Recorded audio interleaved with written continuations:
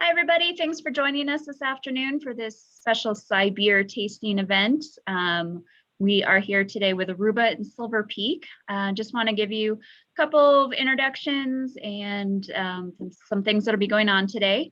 Zunesis has been in business for almost 17 years now, and we've been a platinum partner with Aruba for quite a few years, and we're happy to bring Silver Peak into the mix. We have several certified social solution architects that are ready to talk to you, as well as there's a great team from Aruba and Silver Peak that can help you out with any questions you have. We'll be having two presentations today from Aruba and Silver Peak. If you have any questions, feel free to use the chat and we can answer them at the end, or you can always email me and I can forward those along to Greg and Jason, and I'm sure they'll get back to you as soon as possible. Right after our presentations, we'll get into the beer tasting. So as Haley said, make sure you have your beer on hand. You should have also received an Aruba bottle opener that I sent you and a koozie that you can use for your beer as well. So I hope you enjoyed all those gifts. So I'm going to pass it on to Greg from Aruba. He's going to go over their great product, Aruba ESP. And again, if you have any questions, use the chat. Enjoy the presentation. Thank you. Hey everybody, good afternoon. Welcome to the Zunesis Beer event. I hope you guys get to enjoy some really awesome beers today. I'll try not to be too boring on this presentation. I know I'm standing in front of you and some beer, but just want to tell you a little bit about Aruba ESP. So ESP is not a product per se. It is a platform of which there are products built within. So what is ESP? What are we doing with ESP?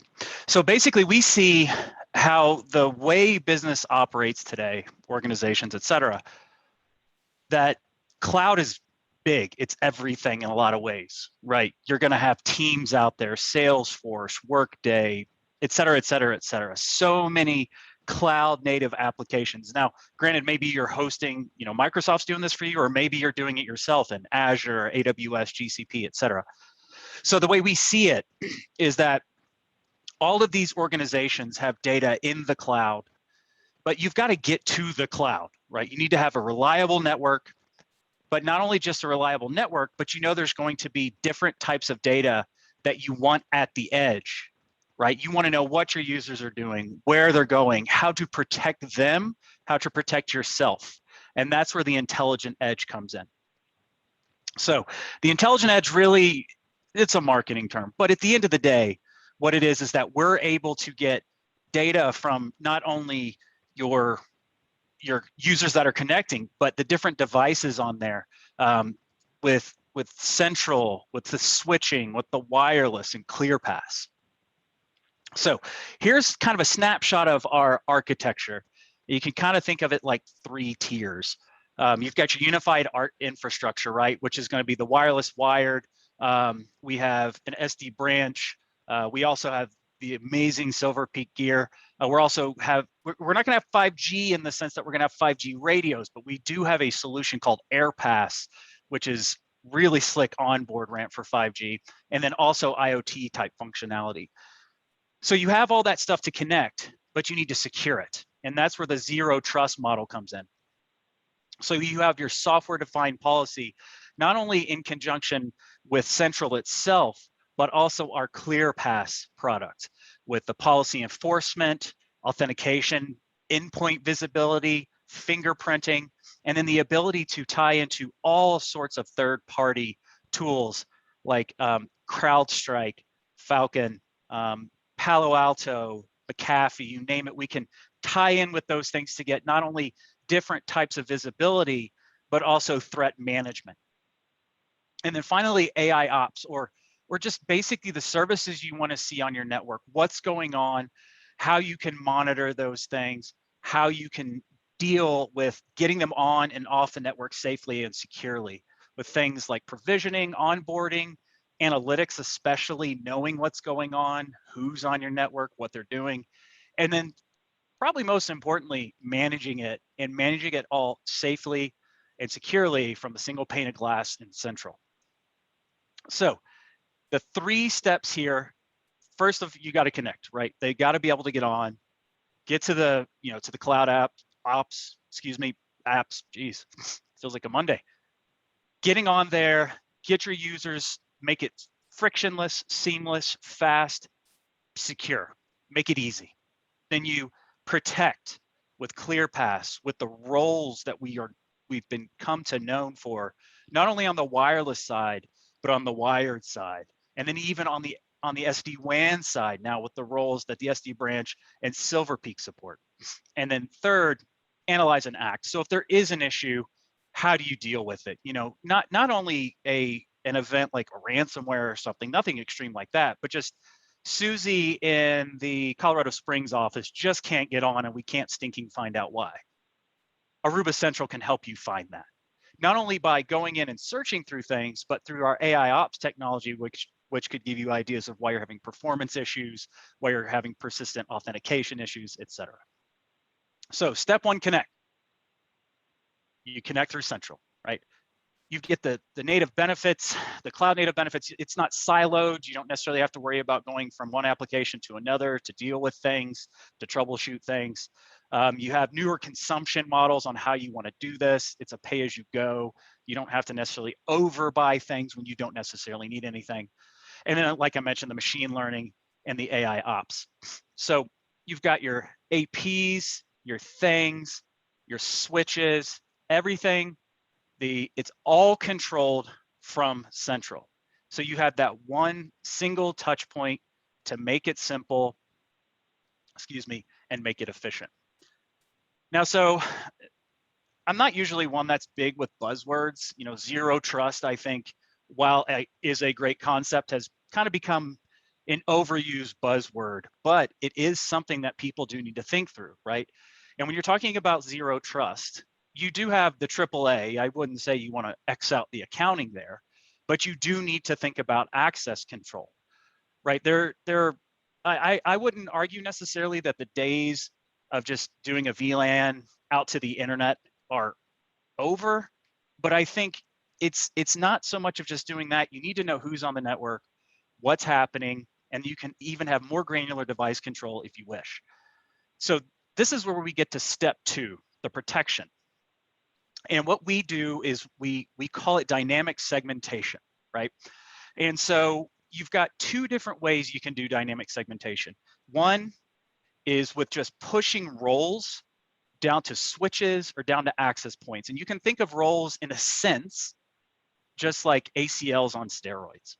So, you know, if you want somebody to be able to connect and you say, you know, I've got these wired ports, I want to secure them, but I only want my company-owned devices to be able to get internal access. If anybody else wants to get, you know, somebody plugs into a switch and they want to get out to the web, that's fine, but I want them to register. I want them to go through ClearPass and see what they're doing. That's one way you can do that. The other way, that you can do it is with our gateways or controllers. And what that can allow you to do is, like, say, for example, you're using like water sensors, Wise cameras, et cetera, just IoT things in general. In a situation where you may plug them in, but you want to have some kind of more granular policy enforcement all the way to layer 7, you could have that device, even though it's wired, tunnel to a controller, and we can firewall it off and add a secondary role there so that we could only give them access to, say, you know, deny RFC 1918 subnets and only give it access to these URLs that my vendor says it needs access to. So you don't necessarily have to worry about it being exposed to things that it shouldn't be exposed to.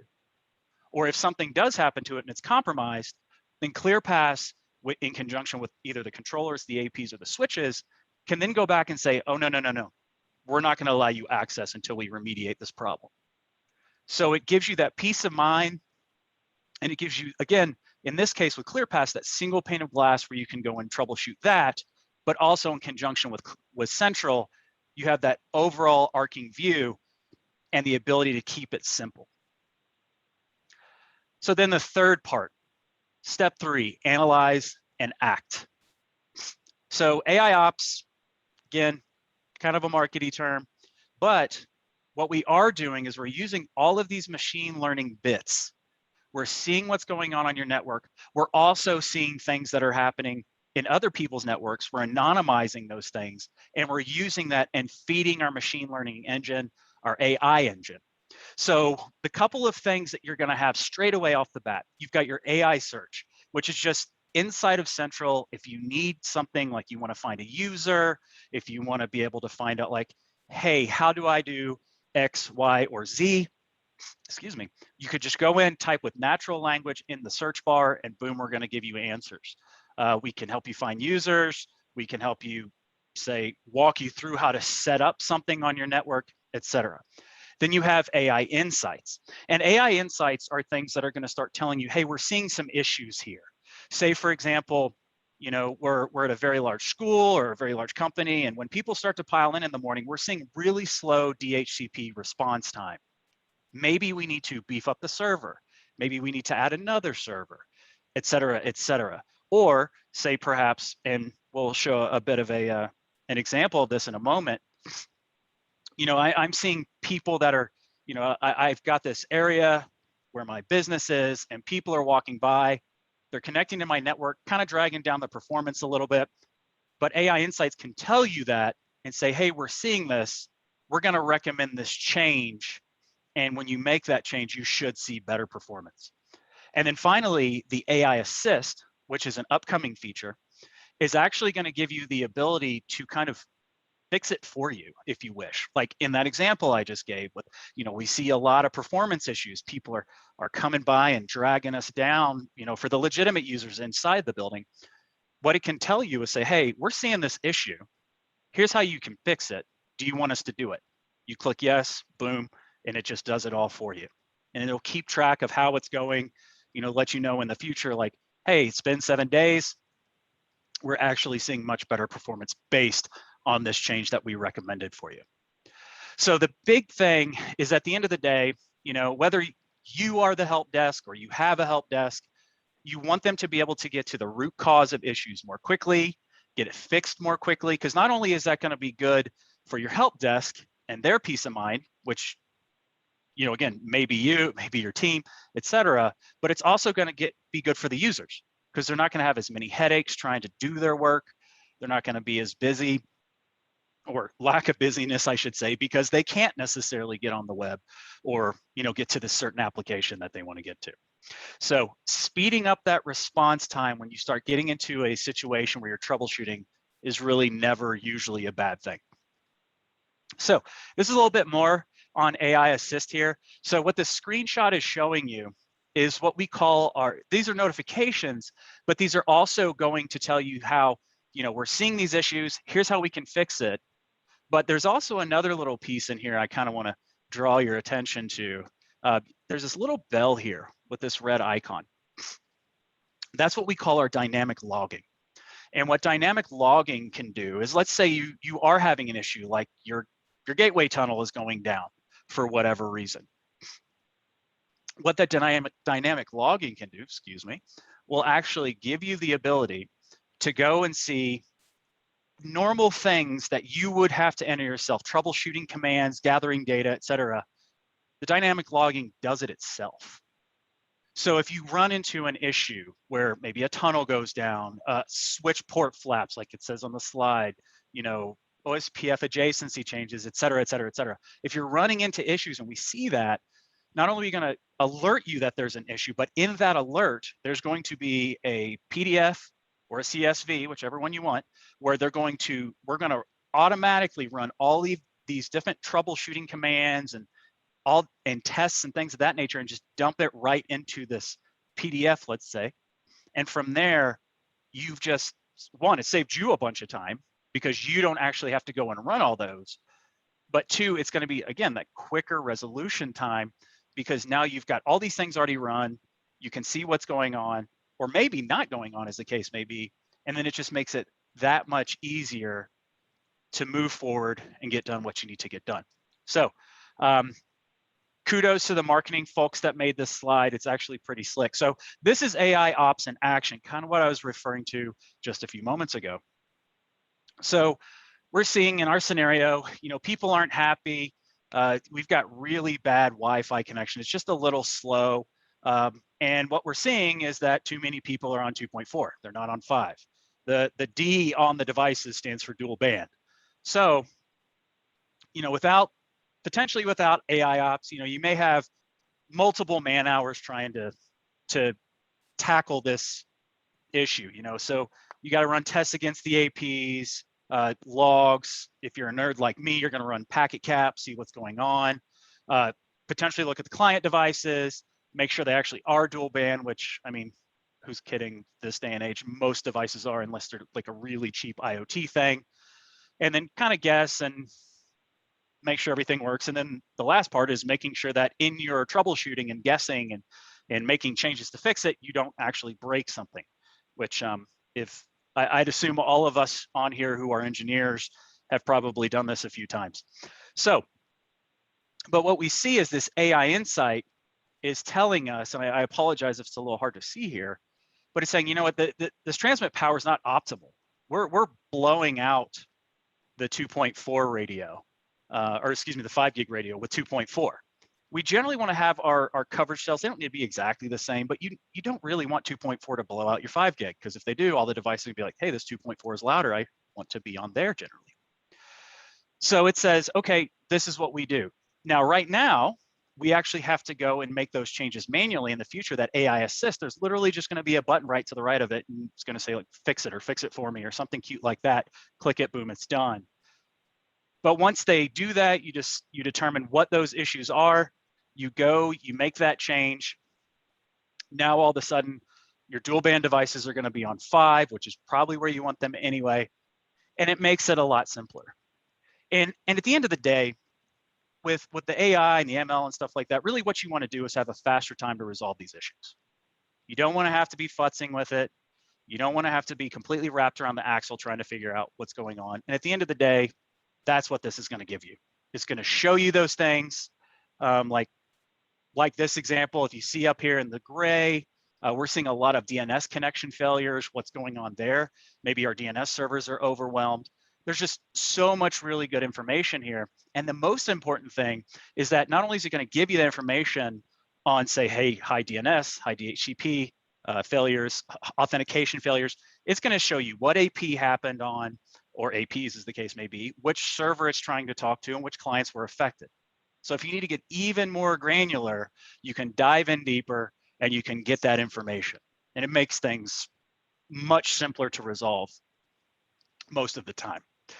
So in summary, the Intelligent Edge, it really, you have to think differently than we have before with a lot of on-prem technology and the heavy iron and things like that. We can now move that out to the cloud. Makes it a little easier to manage the things, but gives you a much better visibility over your network in near real time. So ESP, cloud native, it all lives in the cloud, right?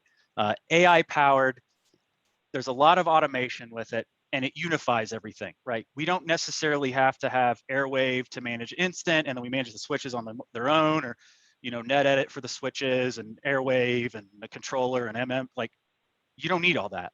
You can just do it all within Central. So, and you get there in 3 steps.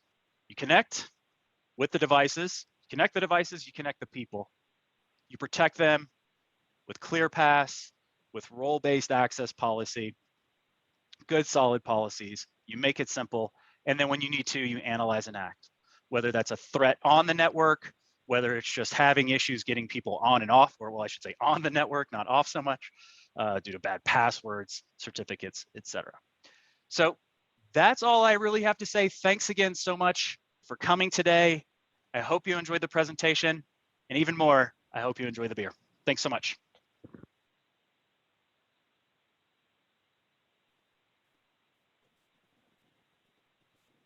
For all that information, I'm going to pass it on to Jason Anderson, who's going to go over some items with Silver Peak. Zunesis is super excited to be a partner now with Silver Peak and offer another SD-WAN solution for our customers.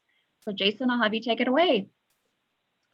All right, thank you, Rachel. Thank you, Greg, for your presentation there.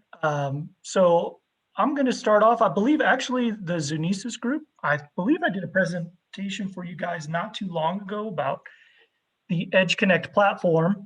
And a matter of fact, I'm working with Garrett Law at the moment get lab NFR gear or NFR gear set up for a lab environment for the Zunesis folks. So, you know, I think that's a great step right there for you guys. Once we get that lab up and going, I believe Garrett then will be making it available, right, for not only training, but customer demos, things like that. So that's something that we'll be working toward in the month of August is to get that up and rolling for you guys. So, so unless you guys want, I'll open this up for a question or to the group. What I was going to talk about was how Silver Peak or the EdgeConnect platform fits into the Aruba portfolio, as well as the integrations that we'll be doing with Aruba. I can, if the group would like, I could start off with an overview of the EdgeConnect platform. So does anybody or a group, or does the group, which direction would you rather me go? Start off with an overview, or you guys are like, oh, we remember that other session, we can just start off on how you're part of the Aruba portfolio? Anybody have any votes?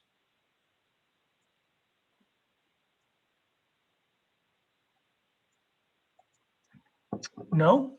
Okay, well, I'm going to go ahead and start off then with how we fit into the Aruba portfolio as far as the ESP platform that Greg was talking about earlier. Please feel free to interrupt me, you know, ask questions if you'd like. Also, I'd like to mention, I believe Ken Kirkman. Ken, are you on? Did you say you were on the line here? Yep, I'm on. Okay. So for those of you at Zunesis who have not met Ken Kirkman is the field SE for the Rocky Mountain Territory. So again, I'm the channel SE, and I know I did the original presentation. So, but I'll let Ken introduce himself really quick to you guys. So hi, folks. I'm Ken Kirkman. I've been around Silver Peak for quite a while. I'm now covering the Rocky Mountain territory that includes all of Nevada. So looking forward to meeting each and every one of you. Great, thanks, Ken. So any of you Zunesis folks, if you start working with a customer in the field within the Rocky Mountain region or Nevada, then you will be working with Ken, right, directly with the customer there. So I believe we also have Pat Longseth on the line. Pat, are you on the line? Yep, I'm here. Oh, okay. So yeah, Pat is the RSN account manager that works with Ken, and I'll let Pat introduce himself. Yep, thanks, Jason. Yeah, I'm paired with Ken. We cover the Rocky Mountain and Nevada region. Look forward to chatting with all you later or in the future. Cool. Thanks, Jason. Pat. Yeah, you bet. Yeah, so where does the EdgeConnect platform or Silver Peak platform fit into the Aruba family when it comes to the ESP platform?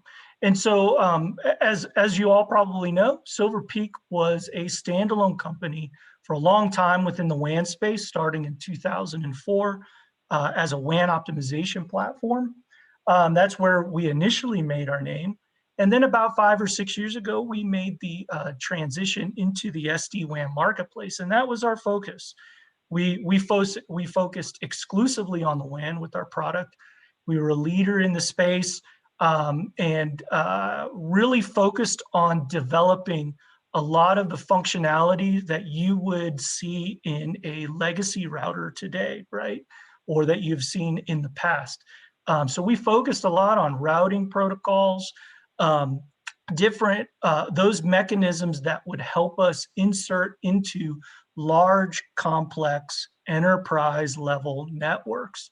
And so within the Aruba Edge portfolio, that's where we fit. So if you have a customer that has very basic needs, very, you know, a very simple network, then the SD branch solution would probably be a great fit for them, much like you would find on a Cisco Meraki type level.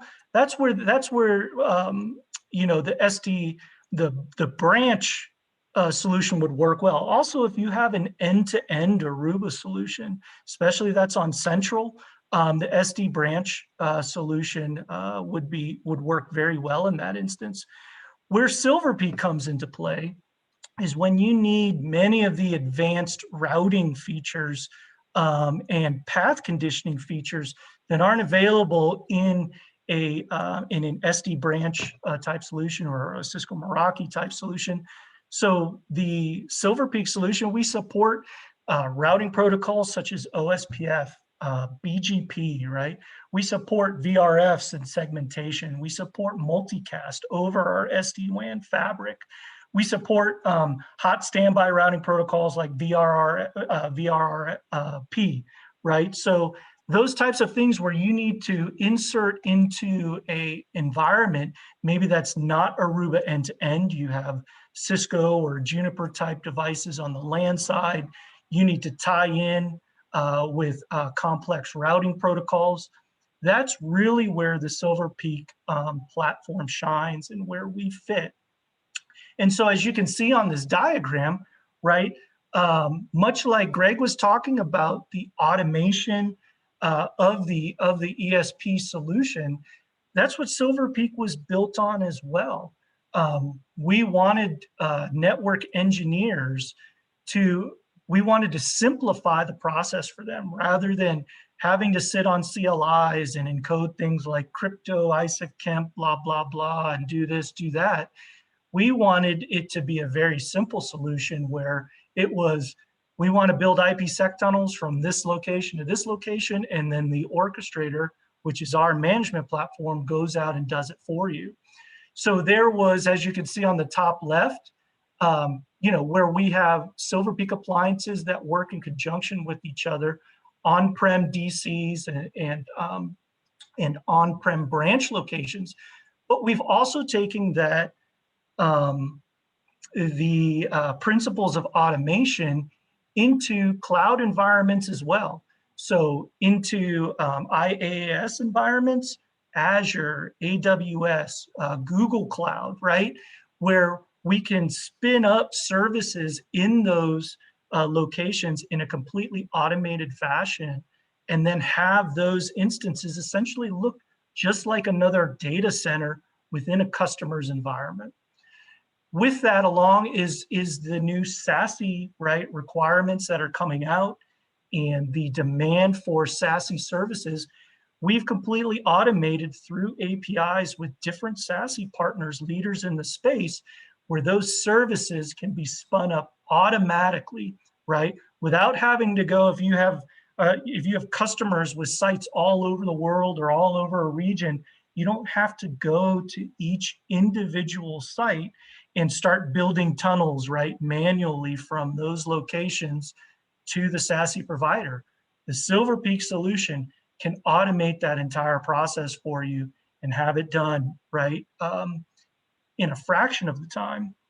Pat has a customer here in the Denver area that was able to do that for over 400 locations in about 30 minutes, right? The automation that it took to convert from a centralized firewall model to a SASE provider. And so that's where the Silver Peak solution will fit in. Also, if you have a customer that has really hard requirements about resiliency and redundancy, using multiple links at the same time, if they've got multiple providers coming into locations, the Silver Peak will actually use those providers on a per packet basis, where you have hitless failover, right, if you have circuits that go down. So when you need those types of advanced SD-WAN type capabilities, that's where the Silver Peak platform would be an ideal case for you. Any questions before I move on? Can we possibly go full screen, Jason, so that we can see it a little larger? Sure, yeah. Let me Thanks. go back here. Sorry, I was gonna jump to another slide, which was why, all right. And I think, hold on, I think I need to reshare here the right screen. Sorry, as I do some screen gymnastics here. Okay, Is that better? Yes, that's much Yeah. better. Okay, great. Yeah, so you can see as where we fit into this into the portfolio here, as well as how we tie into the different services. So let me exit out of here. I've got to jump to another screen really quick, and we'll do that really fast. But any other questions before we move on? I start talking about some of the different integrations that we're doing. No. Nope. Okay, great. So I'm just going to talk about the two main projects that we have going on right now to integrate with our Aruba, I guess, teammates. I don't know what you want to call us, but now that we're part of Aruba, how we're integrating into some of them. So the first main one is we are integrating with ClearPass. And so that's one thing that Silver Peak, we did not have a network access control technology. We do have other security features that we have used, stateful firewall, zone-based firewall, things like that. But we didn't have a tool like ClearPass that we had developed in order to control network access. So that zero trust model that Greg had been talking about before. And so that's the first main thing, right, that we are incorporating. So as I showed in the previous demo that we had before, and if you've ever seen a demo or a presentation on Silver Peak, you know that business intent overlays are essentially the heart of our system. And so those traffic decisions, right, that we make in real time on what links to use best, things like that, how traffic is to be directed. It was all done, based on underlying metrics of the links. We could create different access lists, things like that, but we couldn't do things based on role or by devices. And so now, once our integration with ClearPass is complete, we are going to be able to do that. We're going to get very, very granular within being able to protect services on a zero trust basis. So, for example, you're going to be able to say cameras can only talk to a surveillance head end. Cameras can't talk to a POS terminal or things like that. You're going to be able to do things, create different roles, identities, and have that same type of security within the Silver Peak system. And so these are, sorry, I'm going through the slides a little bit quick because I know we're only have a certain amount of time, but essentially this chart here kind of charts our progress of security in the Silver Peak platform. So as you can see, initially it started out as a physical network, right? We could segment things on the physical network and the transport, but then once we got into the overlays and began to segregate traffic and applications based on what types of applications they are, who needed priority, that gave us another level of segmentation. Then we started developing over the years things based on VRFs and zones, right? And so we were able to get even more granular. But now that we're going to be tied in with ClearPass, we're going to be able to become even more fine-grained, right, within the segmentation that we're going to be offering. And it'll be just like for those who are Aruba customers and using ClearPass today, it'll be a seamless integration of that. And so, for example, we're going to be able to take things not only like an application name like we do today, application names or particular URL or IP address and port, and be able to create policies based on those. Now we're going to be able to take things like role or device type or username, right? Or whether or not they have a healthy security posture and determine how that traffic is going to be routed. So for example, perhaps we'll have somebody who's on a Zoom call and we say, well, Zoom calls are real time and they get the highest priority, right, of all applications going through the system. Now we can even divide that by what role it is. We could give, for example, CEOs and their Zoom calls even a higher priority than regular users and their Zoom calls. So you can get as creative as possible, right, within your definitions of how you want traffic, applications, users, how you want them to be routed, how you want them to be treated, dropped, anything like that, right? And what we're building into our flow tables. So again, with the Silver Peak appliance, it'll show you every flow that's going through the appliance, right, at any given time. And now we're adding details, right, for the identity of the flow. So user, devices, roles, whatever group they're in. And again, these are all things that the Silver Peak will be able to then make decisions on how traffic is treated, right? These are just how easy it's going to be, how it's going to look when you're selecting, right, how you want that traffic to be treated.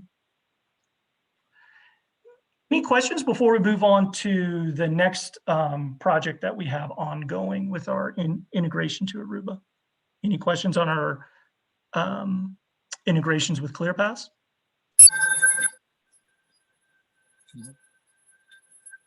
Okay, so the next thing that we're doing is we are actually tying in also with Aruba's unified threat management system. So one of the things that, again, like we've been able to do app user aware firewall, we've had deep packet inspection, we've been able to do web content URL filtering, right? We also have cloud security integrations. But the one thing that we haven't had is an IPS and an IDS system. So we are actually going to tie in with Aruba's existing UTM framework. So it's not something that's being rebuilt, right?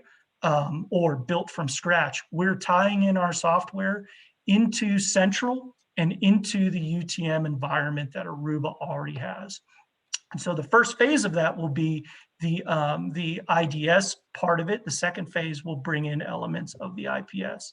So essentially, what this is for those who have seen our zone-based firewall configurations before, you can see here you can have multiple zones, right? And it's very easy to read. So for anything going from default to default, right, you can either allow or deny today. What we're adding is an inspect function. And so now you can take zones, like for example, maybe from your user zone to the internet zone. And now rather than just having an allow or deny statement in their function, now it's going to allow, we're adding an inspect function. And if you elect for that inspection to happen, we're going to send that information right to Aruba's UTM environment via Central, and then be able to then get information right on threats that are present or that are not present, essentially a threat analysis. And so that's the second major project, right, that we're working on today. You know, between the ClearPass integration, between the IPS and the IDS projects that are going on today, Silver Peak can literally be, right, a firewall replacement, not only a legacy router replacement at all of your branch locations, data center locations, but it can also be that for your firewalls as well. So now customers can really rethink, do we need firewalls everywhere, right? But at the same time, Silver Peak isn't going to, you know, to tell you how to design your network. So that's why we've absolutely continued our partnerships with SASE providers and things like that, other providers for that automation. So customers can choose how they want to build their networks, as well as how they want their networks to run, right? Our goal is to make that easier for them so they can achieve the business outcomes that they want. And so essentially, we're tying this into Central. So even though Silver Peak has its own management platform called the Orchestrator, where you do all of your management, your configuration, you do all of that from, when it comes to the UTM integration, the IPS IDS, we're going to be feeding that into Aruba Central. So for customers who already have that platform, they're going to be able to see that that integration, right, and see that information through Aruba Central. Anyway, that's really it. Again, you know, with our abilities to tie into cloud SASE providers, our abilities to tie into the infrastructure as a service providers, our integrations with Aruba's ClearPass and UTM environments and their technologies. Not only now, like I said before, can Silver Peak be a router replacement for those advanced routing and complex environments, large environments that are out there. We also believe that we can be also your only security appliance at the locations as well. So whether those integrations are being enabled on the Silver Peak, or you're using another security provider, SASE provider, we can tie in with those seamlessly. So that's it for me as far as where we are, where we fit into the Aruba portfolio from an SD-WAN standpoint, as well as how we are integrating with the different security solutions that Aruba has to offer. Great, thanks, Jason. Just had one quick question. We've got a lot of people on here today that work with casinos and banking institutions, Yes. large. What would be kind of, what you would recommend Silver Peak for those, prospects? What would be an advantage for them to move over to Silver Peak? Yeah, so I mean, it really depends. I've seen customers come in for many different reasons. Some of them want to reduce costs. They want to move away from MPLS links, right, to broadband only. But how do you make sure that those are really secure, right? How do you know that they're going to give performance, right? The same type of performance that an MPLS network will give them. And so that's one reason. Another reason is visibility. I need to know more about my network and my WAN and what's going through. So that's another big reason, right? One of the main reasons that I see customers moving over is ease of use, right? And so being able to make changes to a network. I'll give you a personal experience of mine. So prior to coming, I've been with Silver Peak for about 5 years. Prior to Silver Peak, I worked for a large agricultural company. And we had about 1,200 sites around the world and 3 data centers around the world. And one day, our CIO came in and said, we're all going to Office 365. And so this is like 6 years ago. So that's why the story's a little dated, but the principle of it, right, the nugget of it is still the same. So I looked over at the Exchange guys and I said, hey, how long have you guys known about this? And they're like, we're just finding out about it now, right? I mean, how many times has that happened, right, in an organization? And so we were in a traditional, right, backhauled network. Everything's managed by CLI. So they came to the network team and they said, how fast can you facilitate this? And we told them, it's probably a 6 to 9 month project because we have to go touch all those 1,200 routers, right, and make those changes manually. Anyway, they didn't want to wait that long. In about 3 months, they made the change. It was a disaster. Well, today, if we had Silver Peak solution today, back then, we literally could have made those changes and pushed them out to all 1,200 sites in about 10 minutes, right? So that's really one of the main reasons that we see network engineers and companies moving towards the Silver Peak platform is because, yes, they can save money. Yes, it's secure. Yes, you get a lot of visibility into your network.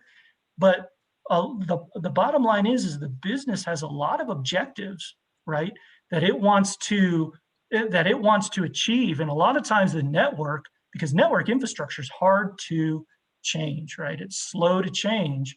But when you virtualized it the way that Silver Peak has, you can make those changes quickly, and the network never has to be a holdup anymore, right? So, for example, I'll talk about another customer that Pat and Ken have in Denver. When we had talked a little bit earlier about the SASE move that they had made, 400 sites, right, nationwide. They did in about 30 minutes. Well, they were a company that essentially never wanted to use the cloud. They became a Silver Peak customer because they needed to be able to use multiple links, right, all together at once, expand their bandwidth and get more visibility within their network and be able to manage the network in an easier fashion than what was before. But the current CIO at the time said, we're never, ever going to the cloud, never, ever going to the cloud, never doing anything. They had centralized firewalls in data centers in Texas that essentially they backhauled all their traffic through. Well, guess what? They got a new CIO. And what happened? The new CIO says, why aren't we in the cloud? Why aren't we taking advantage of SASE? And this network team was able to say, hey, look, we have Silver Peak deployed network wide. You just, once the decision is made to go to whatever SASE provider you want, we can make that, right? They were finally not the holdup in something. And so depending on, and I see that across industries, so really depending on each individual company and what their goals and needs are, that's why I think they should be looking at SD-WAN. So I know that was really long-winded, but there's not like just one answer for that. It really depends on their needs, but those are typically the needs that we see. Great. No, I appreciate it. There's a lot of great information. And again, if any of you have questions, feel free to reach out to me and I can, transfer you over to Jason or Greg. Our sales reps are great too, to reach out to with any information. We can definitely give you some demos. We also have some Aruba workshops coming up in September and October. So I'll be sending out some information about those upcoming workshops. And stay tuned for a few other events coming up. So Jason, thanks again. And thanks to Greg. I'm going to pass it over to Haley, who is helping us out today with this event. And make sure if you had your beer that was in the refrigerator for the last hour, make sure you pulled that out and have everything ready to go. And I will pass it over to Haley. Thanks. Awesome. I wish I had as much knowledge as Peter does, but Peter's got the floor as far as all the good information and knowledge and the beers. So I'm going to go ahead and spotlight Peter, and he's got the goods and the beer for you. Take it away, Peter. Thank you, Haley. Yeah, and thank you for our presentators too as well. I'm Peter from a company, LA Beer Hop. And like they said, if you don't have your beer nearby, now would be the time to sort of get that, or, if you just want to take a stretch too as well, get ready to, get ready for beer drinking like a pro, do all the beer stretches kind of with me. But yeah, before we really get into the beer, I'm going to kind of go over, like who I am, what LA Beer Hop is, what a certified Cicerone is, and, even what a virtual beer tasting event sort of is, because that is probably new to some people. But yeah, I am Peter, and I am a certified Cicerone. And pretty much what that means is, if you know what a sommelier is for wine, equivalent of that into beer. So basically, I went inside a building, I took a test for 5 hours, and I came out being a certified beer. The test ranges and talks about a whole bunch of different things, but really, it just means you know a good bit about beer. I read about beer, I study beer, I listen to beer podcasts.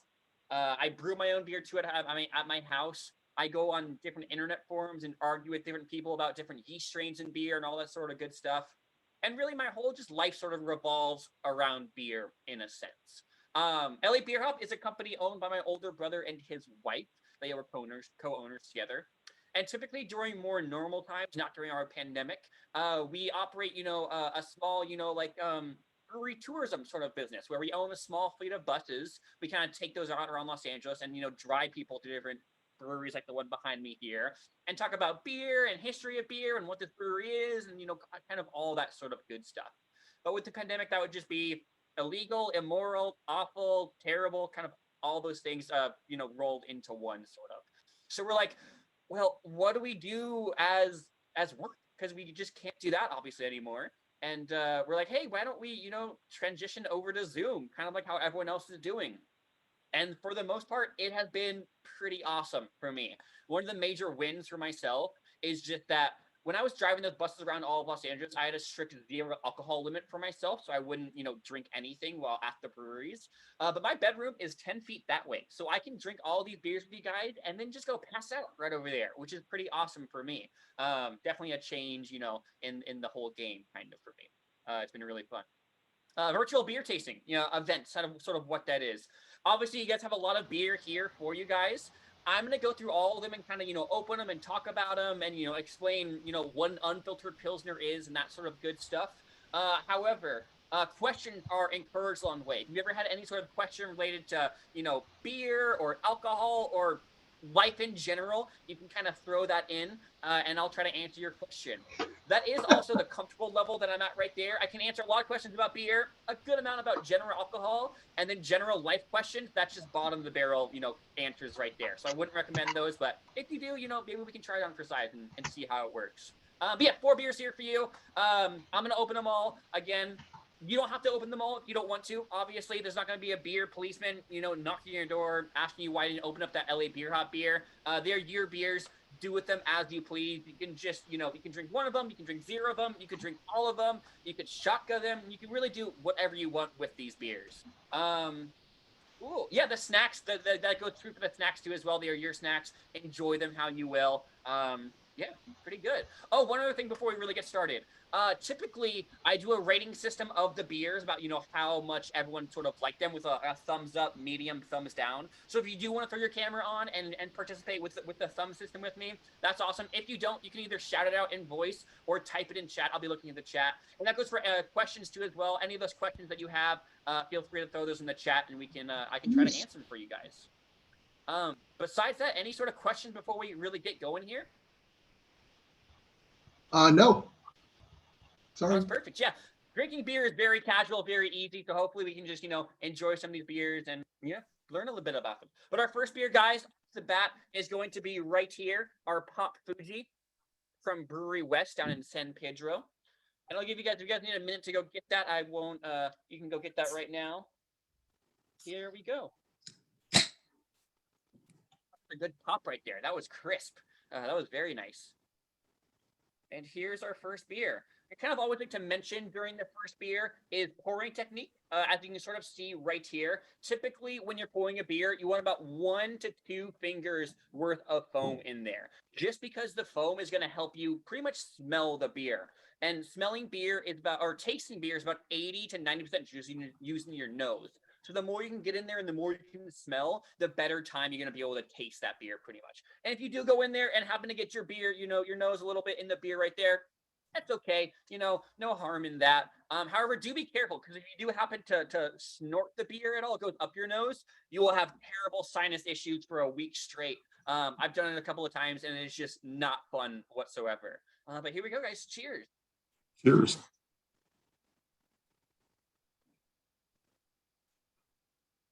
And yeah, for me, this beer is just a crisp, clean, easy, semi-tropical fruit, a little bit of bitterness in there, but not too much. And really, like, the best thing I can say about this beer, or the best tasting note, I think, is that it's a beer that tastes like beer. It's not too crazy, not too fussy. You could sit down by a pool. You could be mowing the lawn. You could watch your kids mow the lawn, something like that, and just sit back and enjoy this beer. I think that's what the ideal scenario for this beer is. Ideally with a hamburger too as well. This beer with a hamburger and some French fries, that is just a great time right there, I think. Yeah, and a really, really solid, crisp sort of easy sort of drinking beer. But yeah, unfiltered Pilsner, what that sort of means. So I'm going to talk about the Pilsner part first, just to kind of, give you a base of the beer. And in the beer world, there's basically only 2 styles of beer in the world. If you go like all the way up the beer tree, there are ales and there are lagers. And that's just all based on the yeast strain that you're going to be using in your beer right here. This is a yeast strain. This is a Hefeweizen yeast strain. This is made in San Diego from a place called White Labs. They are a yeast proprietor, so they make and grow all their own yeast. And this is a Hefeweizen-based yeast strain, which is an ale-based yeast strain. And kind of what that means is they do the same thing. The yeast, the ales and lagers, they do the same thing in your beer. They just work a little bit differently. Lagers work, and the Pilsner right here falls under that lager strain right there. So as a Pilsner is a lager. However, a Pilsner gets its name based on the malts you're using in there, and that you're brewing it almost like an ale, sort of, if that makes sense. But yeast, lagers, ales right here, what they do in beer, really simple. They're going to be in these tanks right over here, these fermentation tanks, these fermenters right over here. And what they do is yeast is a living organism. It's a living and breathing thing. It's all around us in the air, all around us here. So if you're on Earth, you're going to be next to yeast pretty much. What it does in beer, though, is super important. It's going to swim around in these tanks right here, eat up all the simple sugars that are present in there, and then literally poop out CO2, flavoring, and alcohol. So thank God for yeast, because it makes booze for us, which is pretty fantastic. But ales and lagers, like I said, they do the same thing. They're both going to be eating that sugar and producing that stuff in there. They just work slightly differently. Ales work at a slightly higher temperature, and they will take a shorter amount of time to ferment. Ales typically are about 2 to 4 weeks, whereas lagers are about 6 to 8 weeks for their fermentation process to fully happen.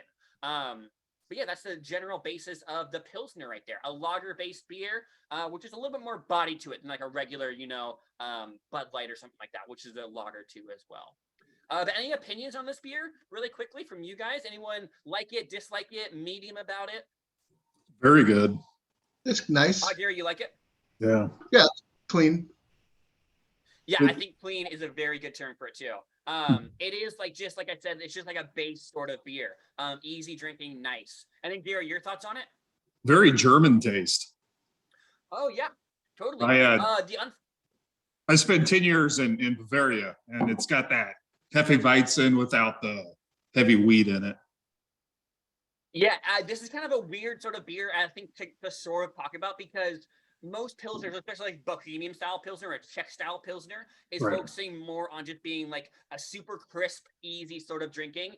But this one, kind of noted, has a little bit more to it in general. It's still very light and easy sort of drinking, but it has that little bit more body in there to sort of push it over the edge into, being a little bit more complex beer while still being on that line of being easy sort of drinking.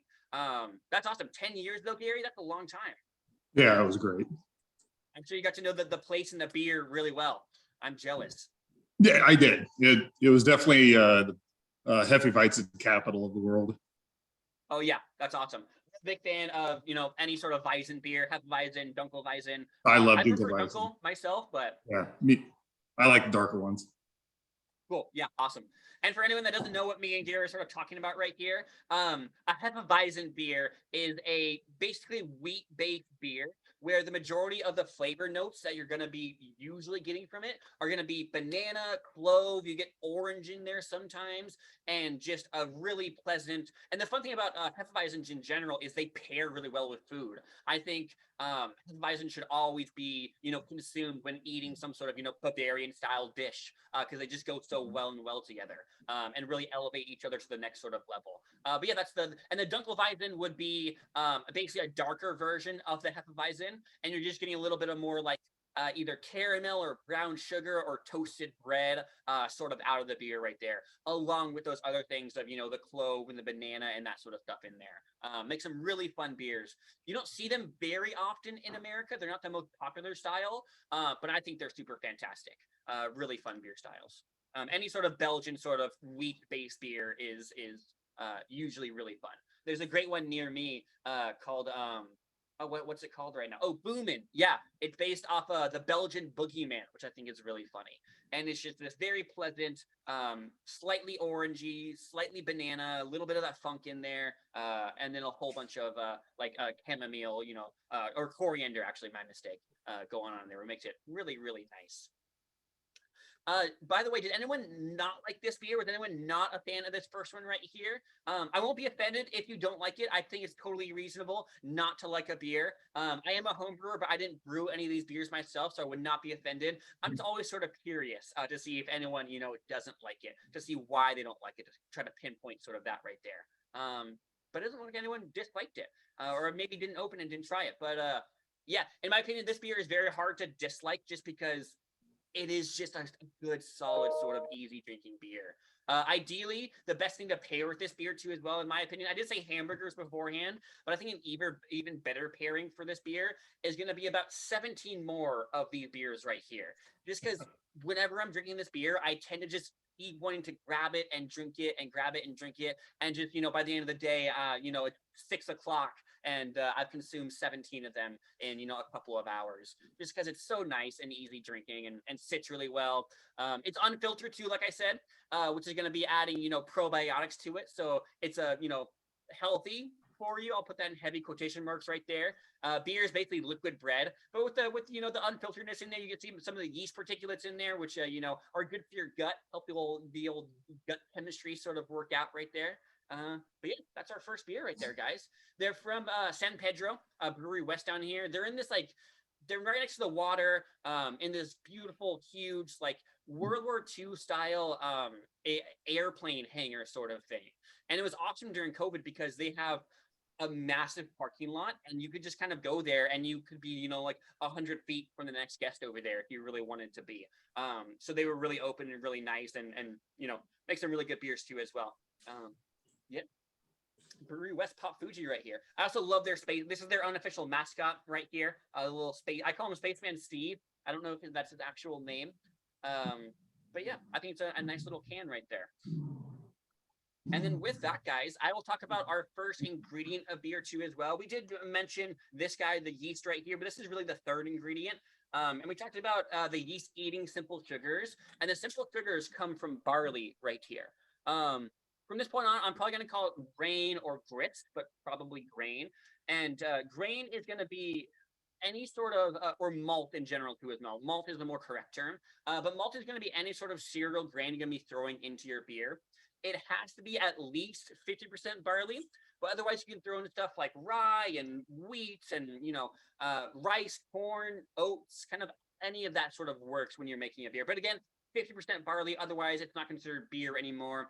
And that dates back to this old German beer purity law called the Reinheitsgebot, which basically stated that beer could only contain 4 ingredients. It could only be barley, hops, which are right here, water, and then yeast right here. However, yeast was sort of amended onto that because they didn't know yeast existed until Louis Pasteur came around in the 1850s and sort of, invented microbiology. So yeah, what they do with that barley is, if you see right above me right here, there's a white pipe right here, and to my right over there, there's a separate room over there that's called the grain room. And pretty much in the grain room, they're going to take all of that malt, all of that grain, all that barley and everything. They're going to take all that and sort of grind it up. Not into a super fine powder. Ideally, you would take each, husk of grain right here, or grain, and just split it right in half and just sort of open it and let it breathe. But, they're not monks who can sit around for hours just, picking it apart. So they put it into a mill, basically a big coffee grinder sort of thing, and grind it up, and it does a pretty good job. After that, like I said, it's going to come through this white pipe right over here and then go down into our first tank right here. And this is called the mash tun. In the mash tun, basically what's going to happen is they're going to take all of that grain, all that barley, everything, blah, blah, blah, and they're going to hit it with a whole bunch of hot water.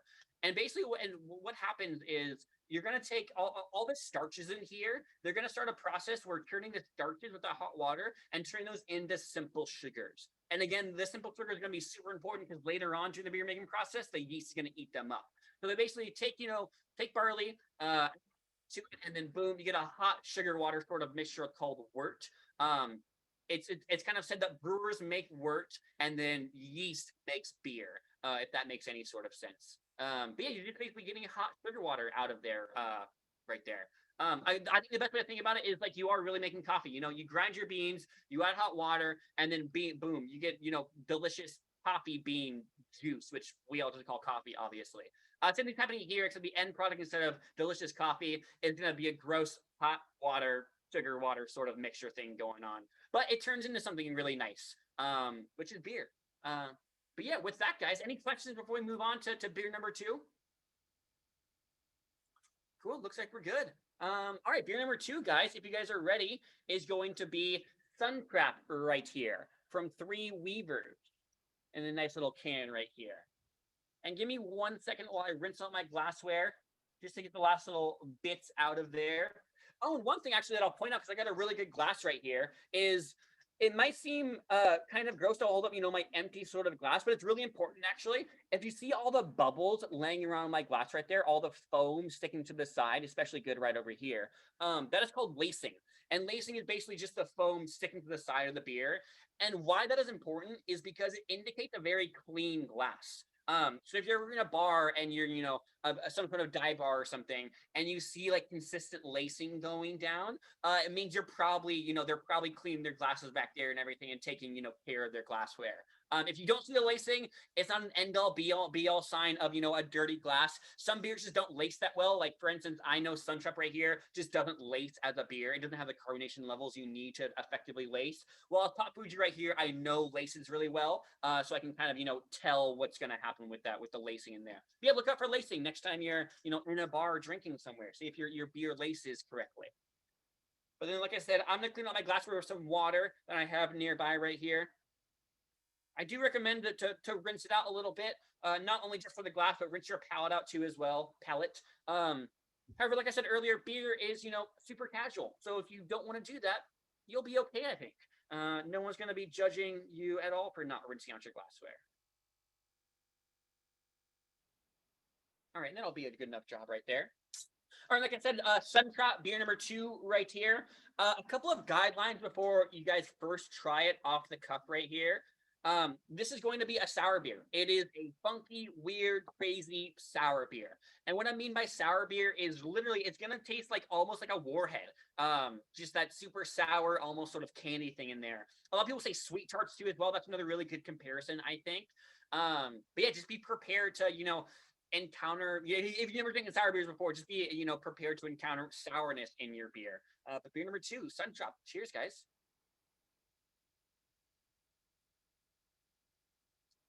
And yeah, it is, in my opinion, sour, delicious, tart, passion fruity, salty too as well, and just an amazing. It's only, I believe, 4.5% alcohol, and for being that low ABV and packing so much flavor into there is just so impressive in my book.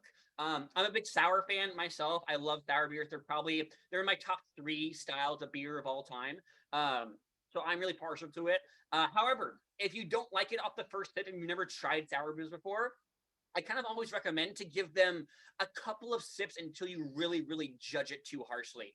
Just because, we don't typically eat or drink sour all that often. Unless you're super into candy, sour just doesn't really come up too often, in cuisine.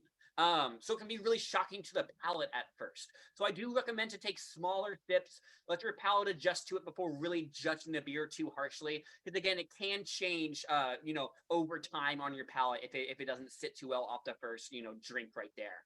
So give it a few sips. However, for some people, a few sips won't change anything. They just don't like the sourness in there. I totally get that too as well. I don't think every beer is made for every person. Also, I find that sour beers are very fun for people who don't like beer typically.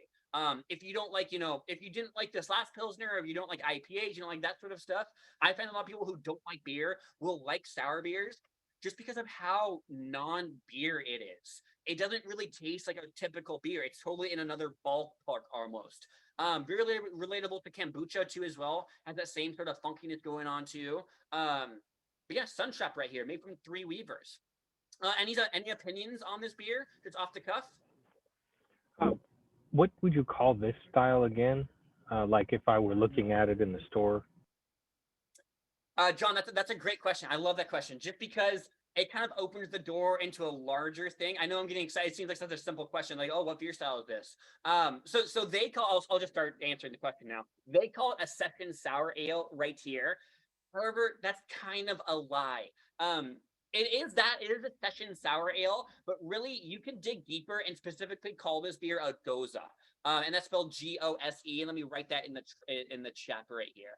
Gose, Gose right there. I always think of a nose with a G, but add like you kind of forget how to say it. But yeah, Gose. A Gose is a low ABV sour beer that has salt added to it too as well. And if you look in the back right here, it kind of says that right there. It says, it's a session beer. So session, when talking about beer, always just means lower alcohol percentage. And then it says they add Mendocino sea salt to it too as well. So they call it a session sour ale, but more correctly is the term Gose for this style of beer.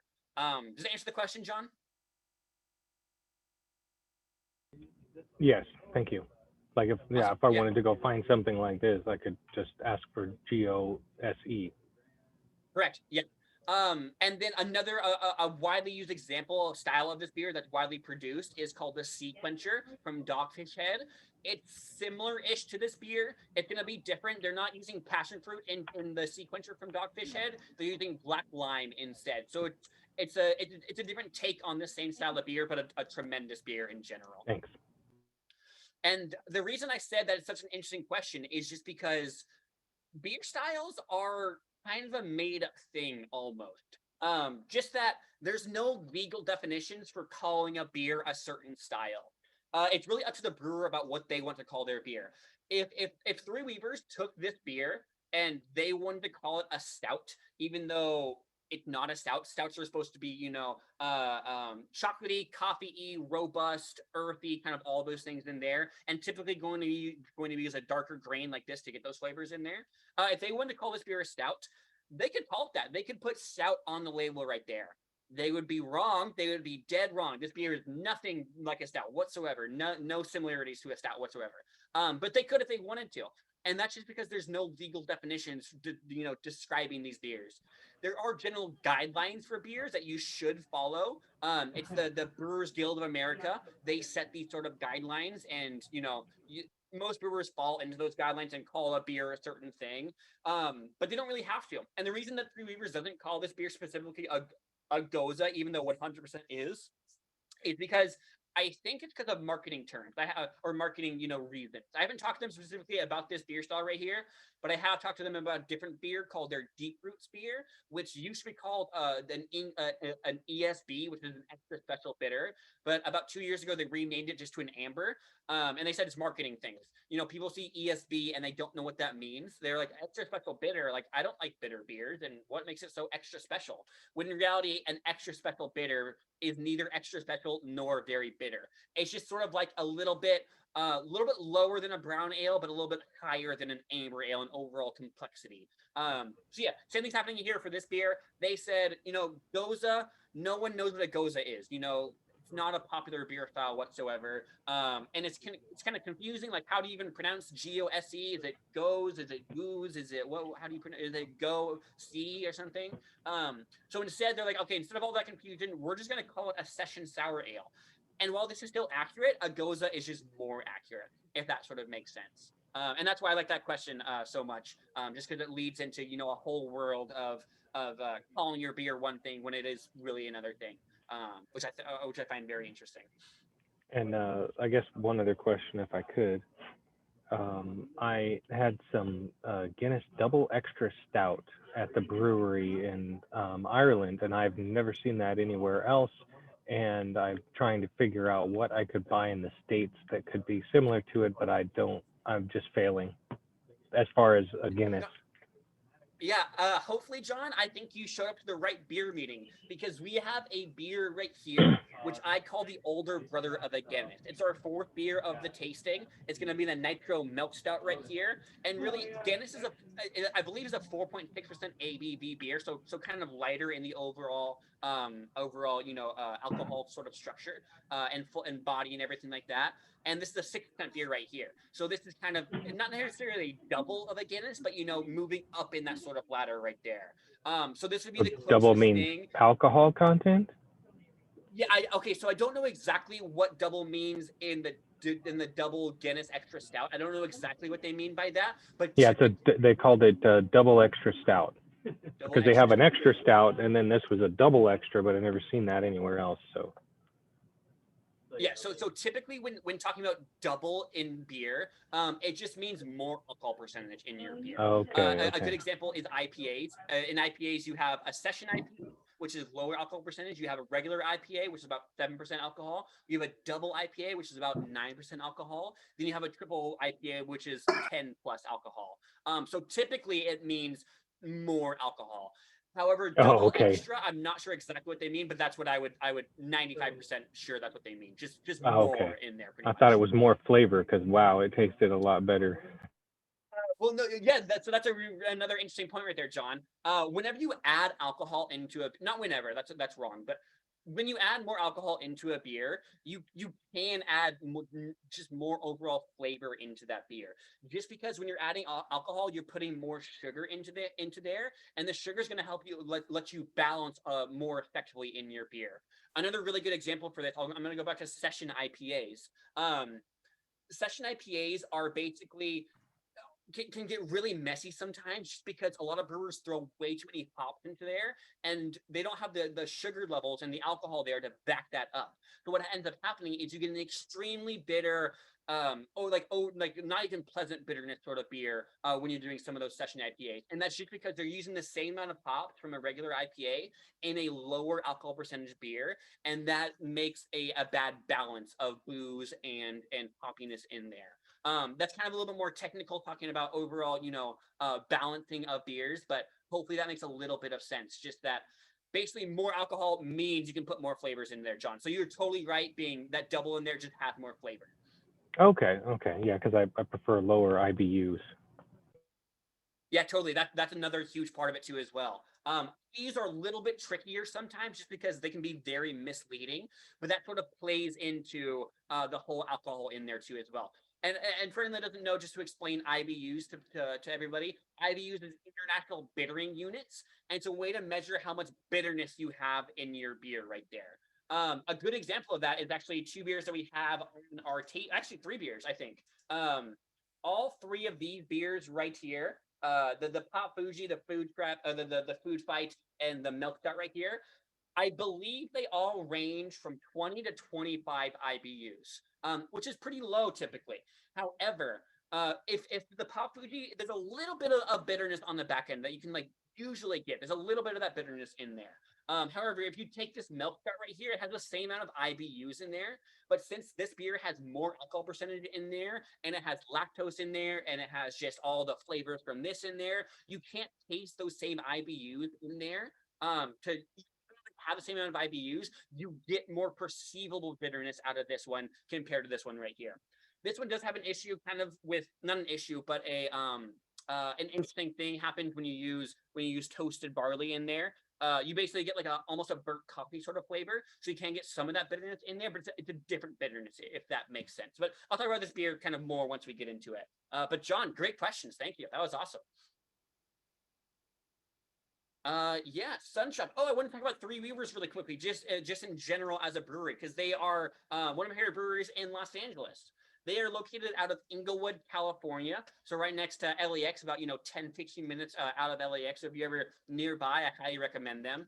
Not only do they make tremendous beer, and if you don't like this beer, by the way, I think that's totally fine. They make other styles of beer too as well. They don't just do sour beers. They do a lot of more normal style beers like IPAs and Kolsch's and that sort of stuff in there. But why I like to mention them specifically is because, frankly, most of the beer scene is pretty much dominated by guys who look like me. It is white dudes with some sort of beard going on. However, Three Weavers is not that. They are female owned and have a female head brewer. So to see someone else in the space besides another guy who looks like me is a really cool thing, and a breath of fresh air almost. Another reason that I really like them is because they started, I want to say, back in maybe 2013, 2014, 2012, somewhere kind of around then. They started off with a smallish brewery, like the one behind me here, not too big, but medium to small in size brewery, I would say.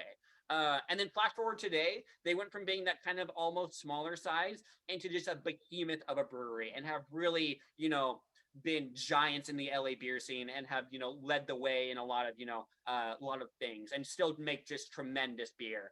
It's super nice, and just a really good brewery to try to support and get behind. But yeah, that's my favorite food pairing for this. I forgot to mention that really quickly. In my opinion, I did say this was kind of like hanging out by the pool, drinking, mowing the lawn or something like that. However, I think this one is the total.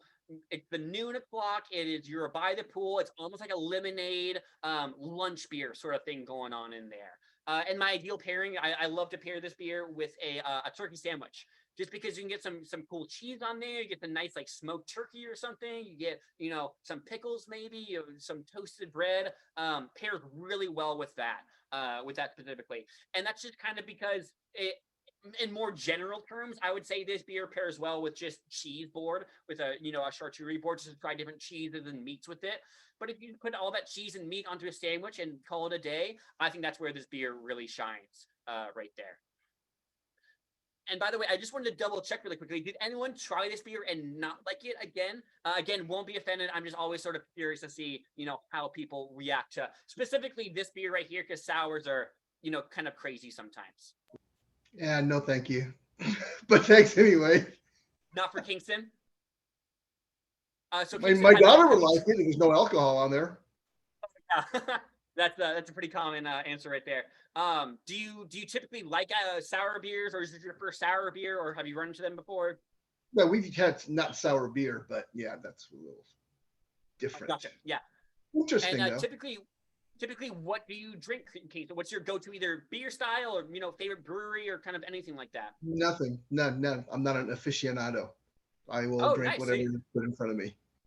I am the same way myself, actually, Kingston. I am a full opportunity beer drinker. I will try it. Well, I'm not. and I won't drink Miller Lite or Primo. I think there's a time and place for every sort of beer. Miller Lite, if you're on a boat or something, that's No. perfect like that. No. No, just a solid no from Gary. Well, it's like St. Pauli or Mickey's Big Mouth, back in high school. But yeah, the European beers. Mickey's Big Mouth. Is that just like a regular Mickey's, or is that a different thing? Yeah, it's Mickey's with looks like a beer barrel. Remember that? The Moosehead, yeah. Moosehead competition. Moosehead. I like. Moosehead, of course, Moosehead. There you go. Yeah, that's right. Yeah, I like when I have to get something normal. I like Michelob Ultra because it's like no bitterness at all. No bitterness, low calories, time and place for everything. I think again. I would never turn down, either a Miller or a Michelob or anything like that. Gary, though, do you have any favorite go-tos? I know you said Belgian before. But anything more local to you? Some of my favorite is Wasatch Brewery. They make some Wasatch, W-A. Hey, way to put me on the spot. Oh, sorry. Comes out of Utah, out of Salt Lake area. Let me Google it here real quick. Yeah, I've never heard of them before, and especially out of Utah. That is WASATCH, Wasatch Brewery. They make some really, especially their they have an IPA that's really good. I'm a big IPA and a lager stout. I don't know. I guess cool. Pretty much a lot of them. I like Radler in the summer. It just depends. Oh yeah, Radler's awesome. Oh wow, very nice brewery. Yeah, they make good stuff. Beautiful location. And I'm originally from Colorado, so I kind of gravitate towards Fat Tire and some of the local brews there. And I'm pretty open. Yeah, I used to. I was gonna say I used to not like beer at all until I went to a Guinness brewery, and then ever since then I've stuck with stout or porter. Oh, nice, John. Do you have any favorite stouts or porters made in the U.S. or local places to you or anything? Goose Island. They make like this chocolate stout. I forgot what it's called, man. That stuff is good, but you can only get it at October. That's it. Thanksgiving. Yeah, they make a few ones. Is it Bourbon County by any chance? Goose Island, Bourbon County. I can't remember the one, but there's this really dark chocolatey one that I love. Only comes out once a year. Yeah, they make some really cool beers. Goose Island. That's fun. And then I wanted to say, Gary, that you mentioned that lagers are some of your favorite styles of beer. And lagers, like I said, I have a top 3 for beer styles for me. And I would say it's in no order. It is sours, saisons, and general. I call them crispy boys, just because they are, lagers and pilsners and that sort of like world right there. Kolsch's too as well. Just because a lot of people think that big beer geeks and beer nerds want to be trying, the highest ABV and the most, hoppy beers and all these crazy sort of things going on. But in reality, sometimes it's just nice to sit down and relax and, not have to focus too much on the beer and just enjoy the beer and, just be like, yes, it is a beer. It is cold. It is refreshing. So Gary, I'm right with you there in liking lagers and pilsners. And then I got a DM saying, any idea what happened to Leinenkugel Sunset Wheat? Not particularly in that specific beer right there. Usually what happens with that, I can kind of tell you off the bat right there that I've never tried Leinenkugel. I've tried Leinenkugel. I've never tried the Sunset Wheat before, but I would imagine it didn't sell that well. Wheat beers in general just don't sell all that well, especially if you have, Leinenkugel's bread and butter, the summer shandy. If that sunset wheat is taking up more space in their fermentation tanks, they would probably just rather be pushing out even more of their summer shandy. It's a shame to, discontinue something like that, but that's probably what happened, Scott. But I'm not exactly positive on that. What was it like, Scott, if you don't mind me asking? Because I've never tried the Sunset Wheat before. I've only really tried, probably 3 of their offerings before. Fruity Pebbles. Oh, weird. Okay. Let me give us a quick Google really quickly, Scott. I just want to see the label before I really move on. Sunset Wheat, okay, and it looks like it's just a regular beer too, right? It's not one of their shandies or anything. That's what it looks like to me right here. And it looks like, actually, Scott, I did a quick Google right here. It looks like you can still buy it at Total Wine. It looks like they have some available. I'm not positive on that, but it might be available in Total Wines in place. It was one of the flagships. Oh, maybe I have tried it before, and I just don't typically remember it. And then Susan said, my favorites around Vegas are, Mother Earth. Yes, I love Mother Earth. They are a very cool brewery. Slow Brew. I don't know Slow Brew. Tropical Hef. Oh, another Hef fan. How cool. I don't know Slow Brew, but I do know Mother Earth. Typically, their most popular Mother Earth Buku.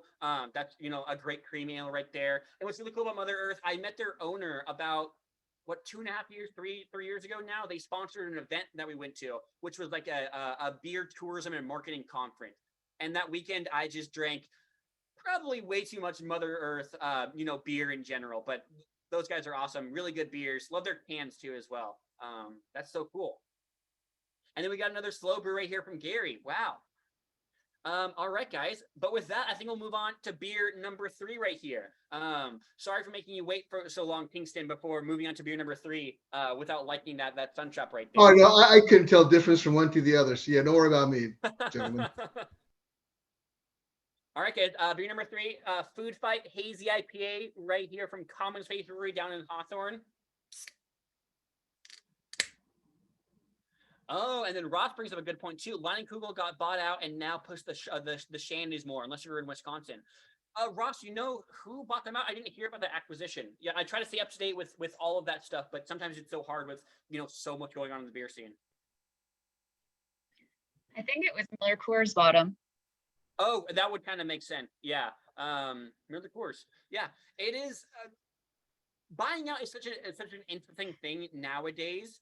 My perception of it really sort of changed when a local brewery to me called Golden Road got bought out. They're an LA-based brewery, and they sold mainly just because they were a big brewery in Los Angeles, probably one of the leaders, I would say, in the beer scene in LA, at least as far as like pushing legislation and that sort of stuff around.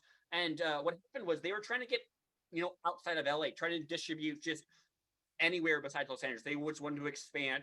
And they tried for a couple of years and a couple of different, people, filling in different roles and positions and stuff and, hiring and firing and all this sort of stuff. And after 3 years, they made zero progress. So they're like, well, we kind of took our brewery to its limit. This is as far as we will ever grow. We can't grow any further by our own. So we're going to, sell out to AB InBev, and they're going to help us with distribution. And pretty much that's what happened. They bring in all of their contracts and shelf space and trucking and all that sort of stuff. And then, break down on waste management and that sort of stuff too as well. So yeah, buying out is a very interesting thing right now. It's definitely, it was a big, I don't want to say deal, but a lot were happening in like 2015-ish, around that sort of period. It's slowed down a lot since then. One of the biggest ones, or most interesting ones, I would maybe say, is the Ballast Point down in San Diego. They were bought by Miller or Constellation Brewery or Constellation. I kind of forget. It's either Miller Coors or Constellation Coors or something like that, for $1 billion. And then just last year, they sold to some sort of lawyer firm or law firm or something in Chicago for 100,000, no, a little bit more than 100,000, maybe 300,000, something like that. We're at a major loss. So it's been really interesting to kind of follow that all along right there. And another great enough about brewery that. too. Oh yeah, Ballast Point. I mean, they made some really good beers. I mean, Sculpin was one of the most popular beers of like all time for a while. A lot of Sculpin was sold. But yeah, guys. Speaking of IPA, Sculpin right here, we do have an IPA. So cheers, guys. Cheers.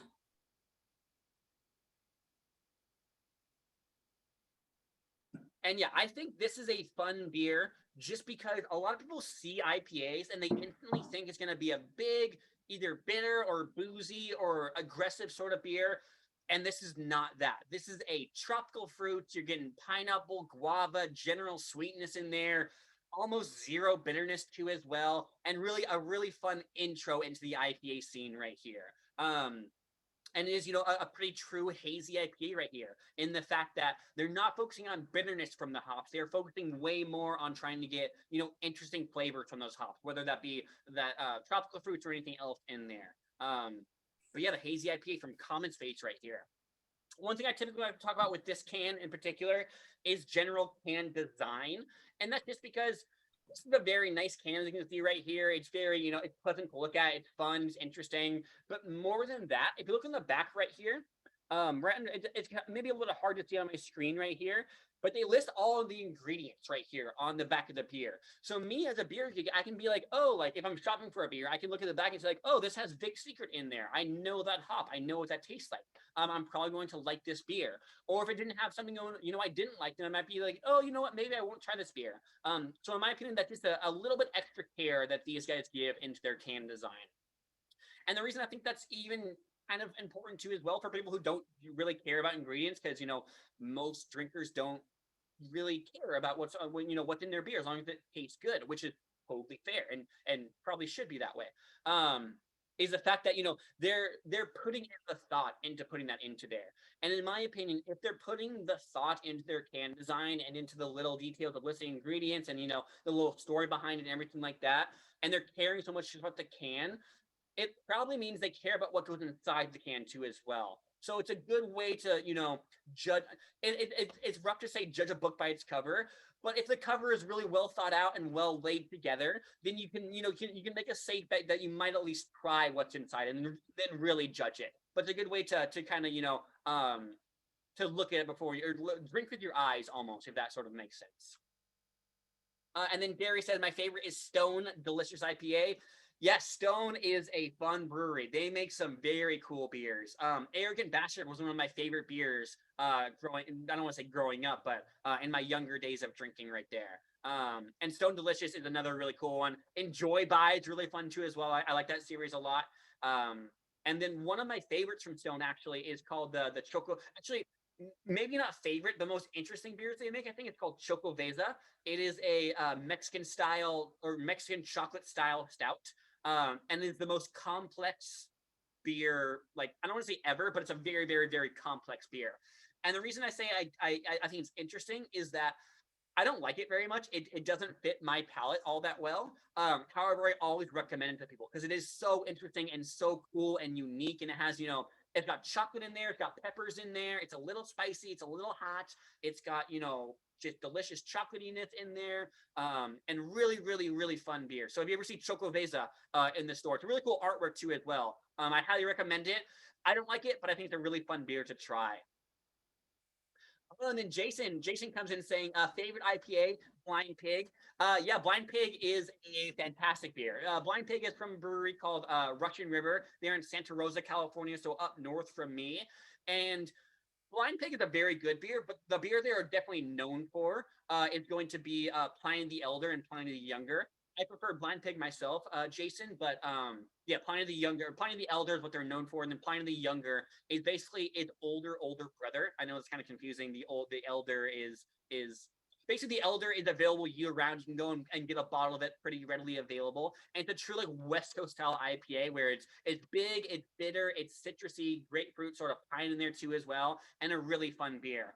Pliny the Younger is a once a year sort of style of beer where it used to be, not so much anymore. It used to be people used to wait a line of bars for a couple of hours just to get, a pour that much of it.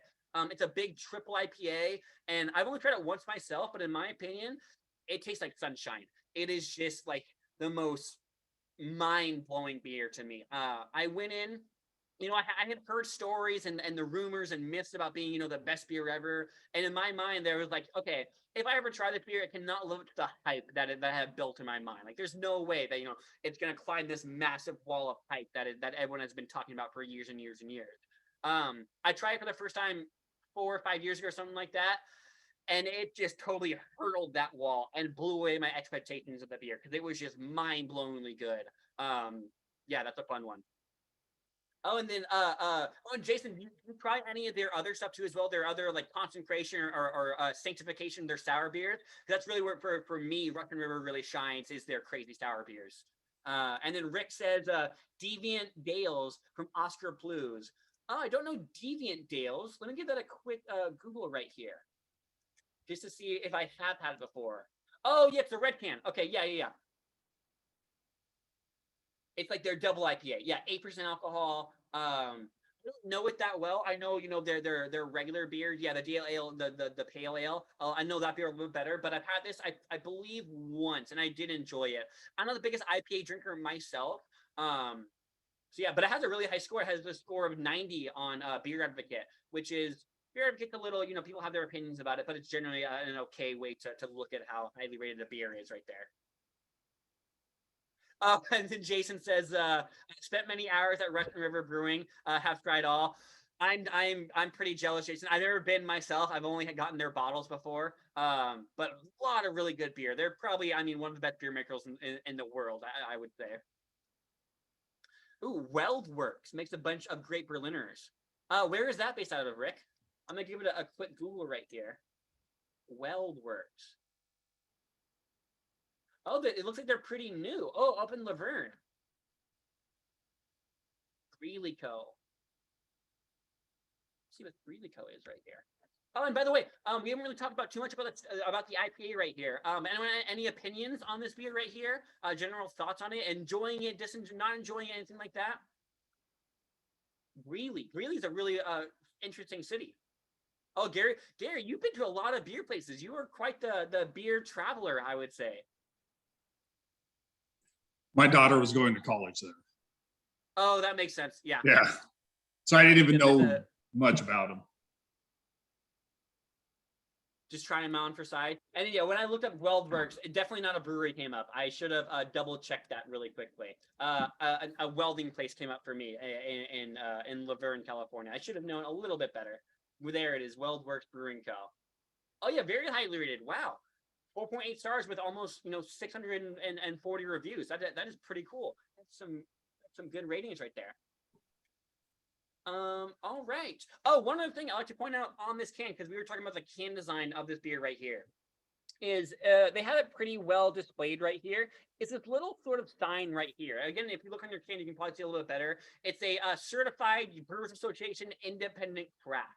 And basically what that means is this is, a copywritten logo right here, meaning that only breweries that are, certified by the Brewers Association of America can call themselves this independent and use this CR here and call themselves an independent craft brewery.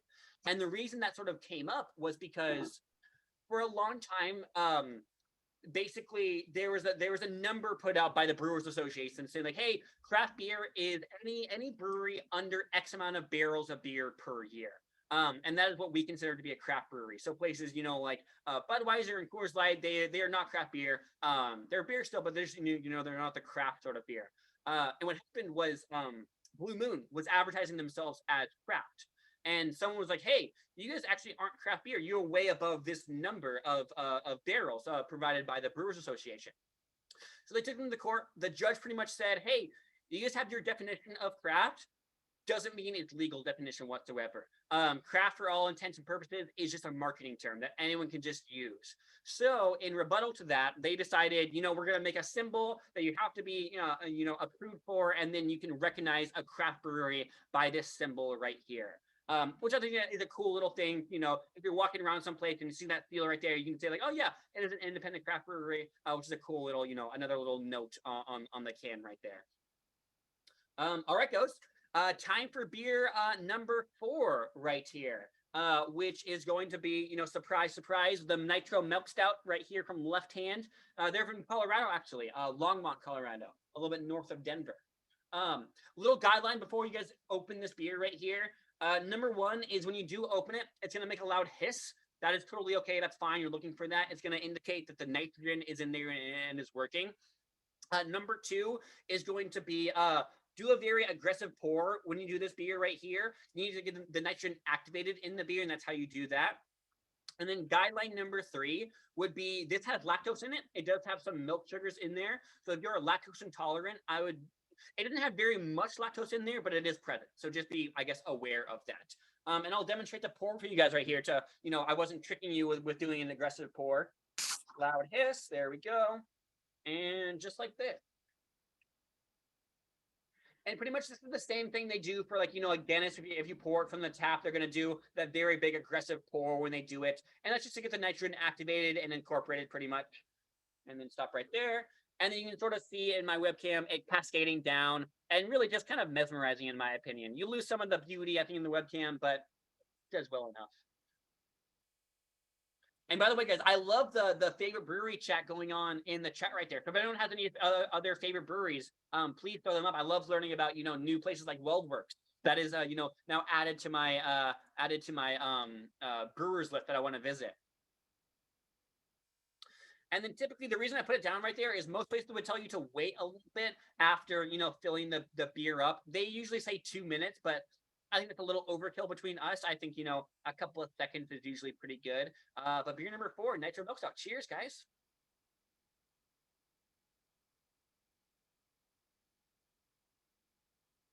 And yeah, this beer is chocolatey, coffee, earthy, rich, creamy, smooth, and just very pleasant. I kind of always say that this beer is almost like it's almost giving your mouth a hug, in my opinion, or maybe like coming in with a warm blanket and just, like wrapping your mouth in that. It's just such a pleasant experience drinking that beer every time for me.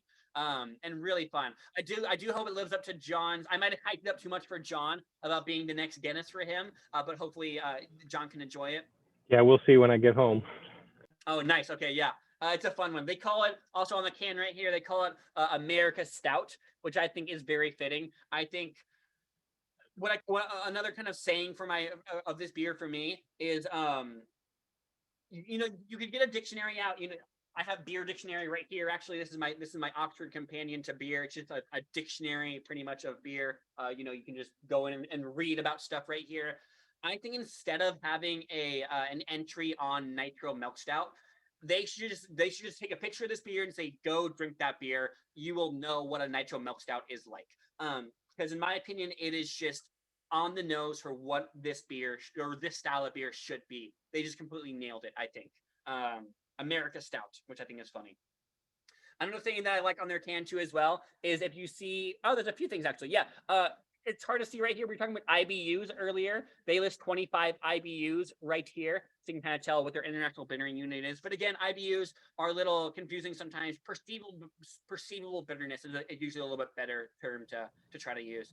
Is there a established standard for that? Perceivable bitterness?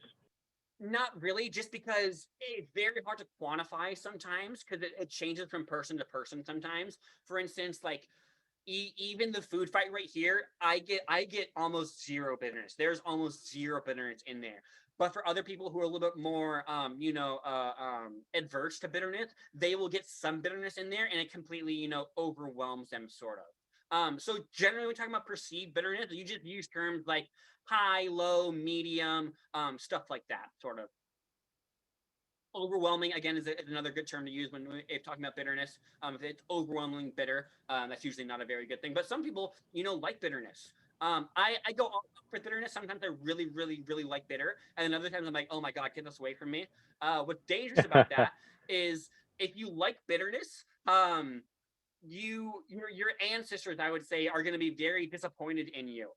Just because, bitterness back in the day used to mean if you ate it and it was bitter, you would probably get sick and you would die because it was poisonous and you would be throwing up all night and that sort of stuff.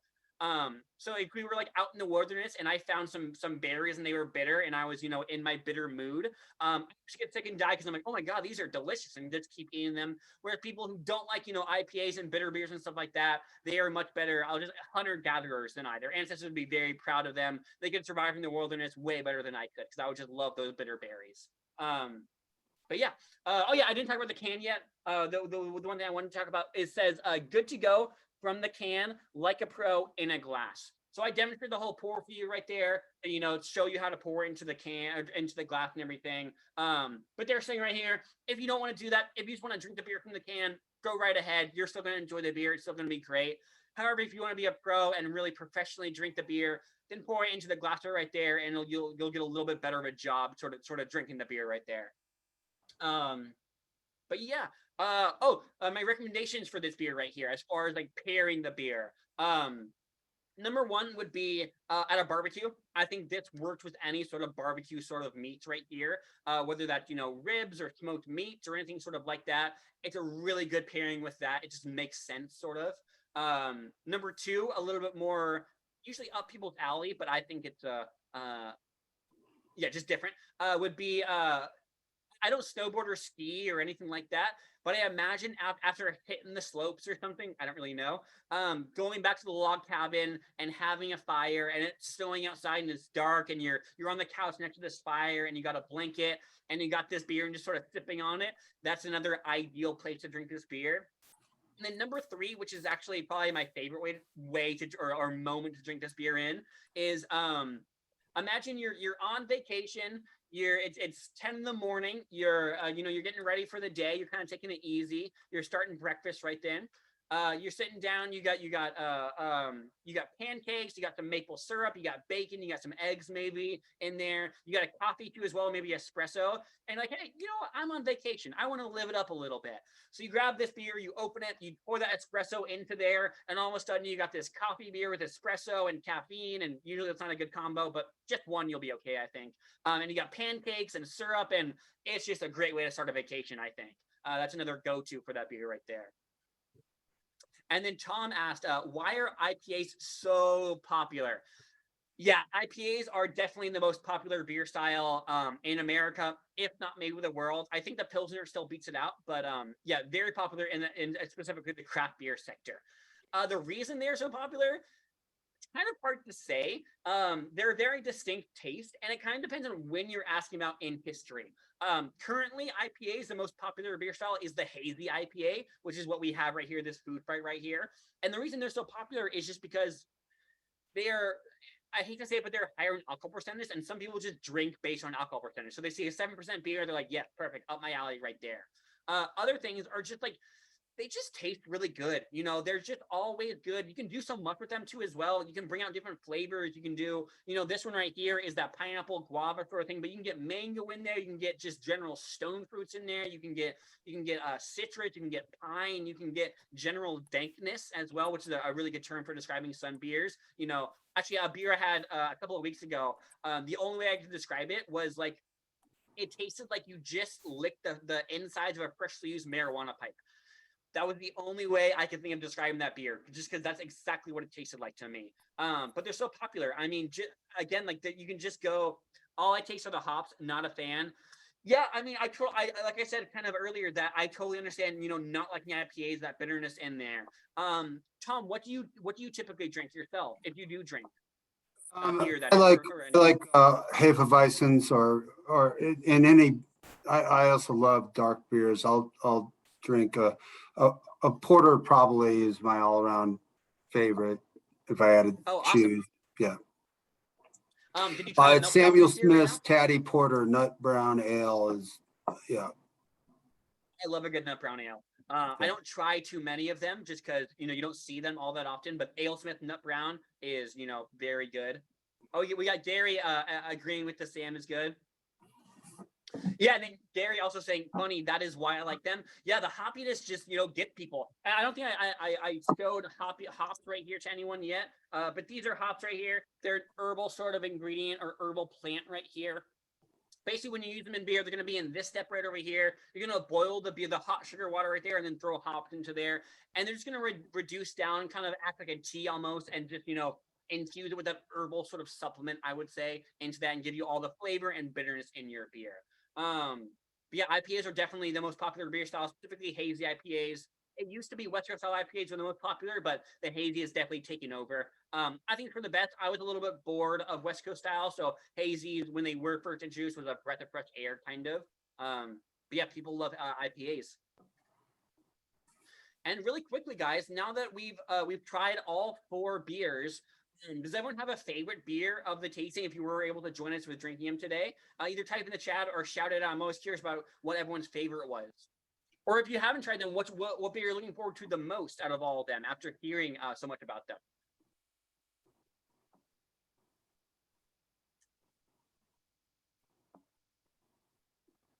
Looking forward to the milk stout. Oh yeah, John, I probably could have typed that answer for you right there. I really do hope you enjoy it. I think it should be a fun one if you do like the Guinness, in a similar sort of boat right there.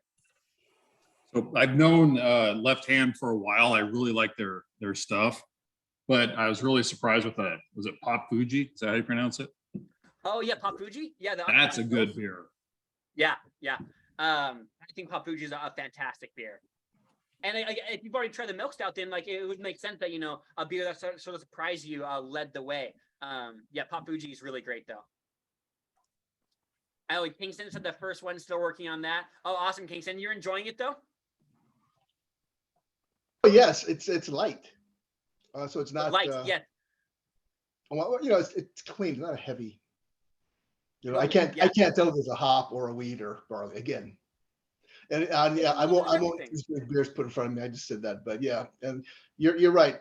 All people care about is the alcohol content. Well, they'll even list the alcohol content on the board. And we'll base your decision on that, which is fine for them.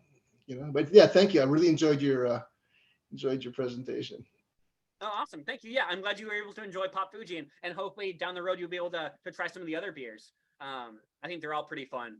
And we got Rick saying Suntrap. Yes, I love Suntrap myself. Susan said, looking forward to trying the hazy IPA. Not typically a fan because some are too hoppy for me. But how you describe this one, I may like it. Yeah, totally. I think this is a really, really good intro into IPAs. It's not aggressive. It's actually 6.5% ABV too as well. So again, kind of dating back to when I said, balancing overall flavor with hoppiness in there. This, I'm going to say, I don't want to say lacks overall flavor, but it's definitely reduced overall flavor, which to me, like I said, I like lighter sort of beers. My favorite beer of all time is a 2.5% beer that doesn't really taste all that much like something. But yeah, it's a little bit smoother, easier, sort of, not aggressive, I think is a good way to put it. That's awesome, guys. Well, that's going to about do it for me. Any other beer questions or anything before I, let you guys go?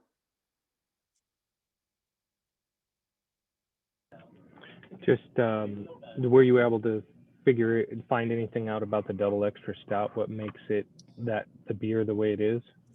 Oh no, I didn't look it up, John. But however, I'll throw my email right there in the chat. So John, if you send me an email, or anyone, this is for anyone, any other beer questions, or and then Ross answered the question. It's 11%. So yeah, that might even be double extra. So maybe the extra is indicating even more than typical double, because double usually ranges from 9 to 7.5% or so. Imperial Ross is about the same thing as double. They're usually interchangeable. Imperial is around 8% alcohol. But Imperial just means more alcohol in there. So yeah, John, I would guess the double extra just means double and a little bit higher than a normal double is what I would take from that. But yeah, that's my email, Peter@LABeerHop. If you guys do have any other questions or anything like that, or beer recommendations, or brewery opinions or anything sort of like that, feel free to send me an email, and I would love to answer the question for you guys. Thank you. But besides that, I think I pass it back to Haley right here. If there's no other questions for me. But yeah, I really appreciate you guys. You guys were a really fun group. I enjoyed, hanging out, drinking some beers, and chat with you guys. I learned a lot about, it was fun. I have so many brewery tabs open up on my second monitor right here. It's the breweries that I want to visit and stuff that I'll be looking forward to. If I ever visit those cities, I'll be able to pull up a brewery from here and then go to it. Awesome. Thanks so much, Peter. We really appreciate it. Yeah, thank you. You were great, man. Really enjoyed listening to Oh, thank you guys. Yeah. presentation, brother. Thank you. Thank you. Rachel, were there any other notes you wanted to add before we sign off? Nope, I think we're good. But thank you so much. It was really educational. Awesome. Glad to hear that. Yeah. What a fun group too as well. I really enjoyed myself. Myself. All right, guys. I'll get out of here though. Thanks again. Have a good one, everyone. Great. Take care. Thank you.